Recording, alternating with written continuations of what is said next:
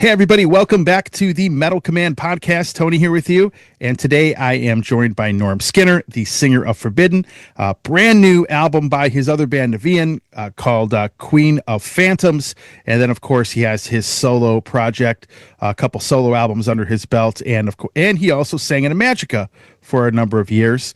I think I've rolled off the resume a little bit there for you. So you've sang in a lot of bands. So thanks for coming back on the show. It's been a lot of fun. Last time we talked, you had that second solo album out. So now we get to talk about a lot of cool stuff today. And let's start off with your new album, the new album.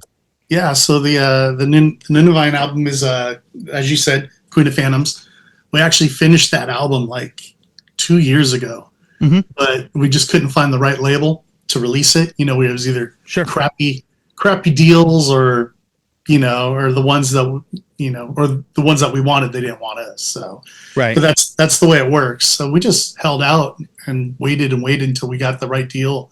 We were actually this close to just releasing it ourselves and being like, F it, do the best push we can. But, and then, within that last 6 months leading up to the release, actually, I'd say within the last year leading up to the release, that's where things just kind of went downhill with the band. We recently announced that we disbanded, but honestly, we had disbanded like 6 months before the album came out. Just nobody knew. We weren't going to do that to the label before the album was released. But I think it's one of our best, if not our best, release that we did, and it's a bummer. The timing of the band, dissolving like that everyone has their own projects, including me, of course. Yeah. It gets harder and harder to devote time and energy to that one when it's slowly becoming a side project for everybody.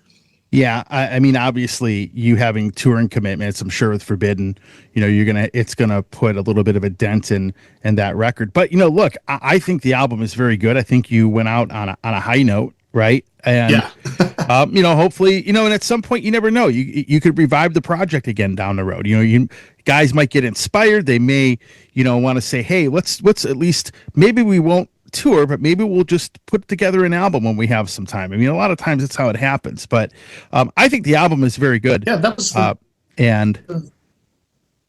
think it, a lot of people, the reviews have been phenomenal. Mm-hmm. We've gotten a couple of people saying, early contender for, a top 10 album of the year, potentially, things like that. So it's been really awesome. And you're right. I know that I had brought it up. I'm like, hey, even if we write and record, our fans will still be getting new music. But, not everyone was into that plan. So There you go. But yeah, not all is lost. I mean, we had about 4 or 5 songs already in the works for a new album. Mm-hmm. And at least 4 of the 5 were written by Gary Tarpley, and what we did is we're just basically taking those and putting them towards my new Skinner solo album that'll be in the future. So sure, he and I are still working together, so people will still be able to get their a little bit of that Norman power metal fix through that that way instead. So yeah, you're doing the thrash thing, so definitely there's a different side to the type of music you're going to write, because it's going to be a lot different than what you're probably singing in Forbidden, for sure.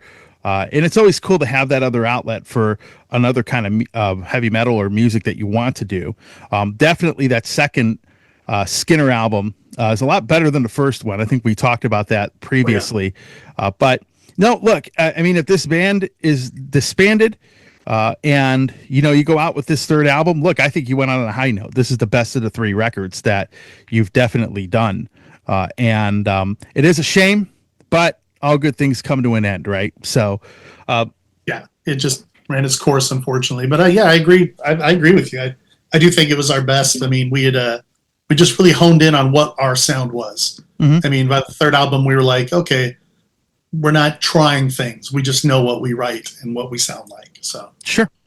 Hey everybody, Tony here from the Metal Command podcast. Again, I appreciate your support. Since 1998, I have hosted this show in one form or another, starting off in radio and now in the podcast format. Again, thanks for watching, and if you like what you see and hear on this show, by all means, please hit the subscribe button, hit the little bell to be notified anytime I do post a video, and if you see this program on any other form of social media, please give me a follow there. Again, I always appreciate your support.